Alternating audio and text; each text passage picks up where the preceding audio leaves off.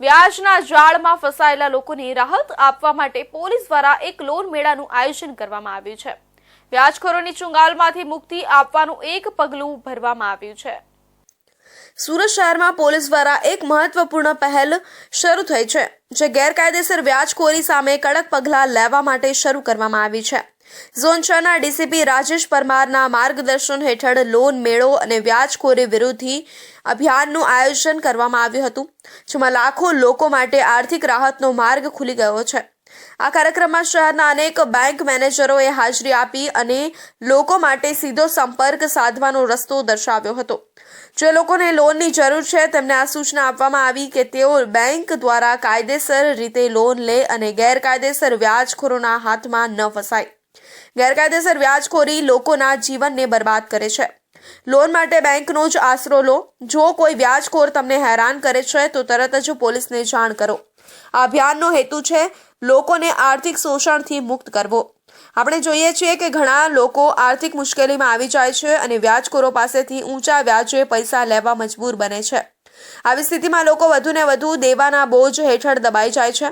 આવી સ્થિતિમાંથી બહાર આવવા માટે પોલીસે આ લોન મેળાનું આયોજન કર્યું છે। લોકોને લોન મેળવવાની તક મળી છે। જે લોકોને નાણાકીય મદદની જરૂર છે તેઓ આવા મેળાનો લાભ લઈ શકે છે।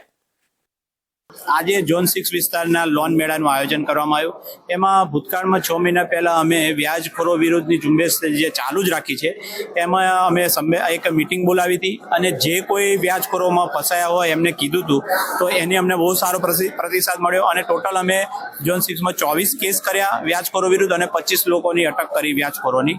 એની પર પાસા જેવી કાર્યવાહી પણ કરવામાં આવી। ત્યારબાદ જે લોકોને ફાઇનાન્સ જોતું હોય એને ફાઇનાન્સ અપાવવા માટે, ધિરાણ અપાવવા માટે અમે આજે લોન મેળાનું આયોજન કર્યું, જેમાં bank of Baroda, Varachha bank અને એસબીઆઈના મેનેજરો હાજર રહ્યા।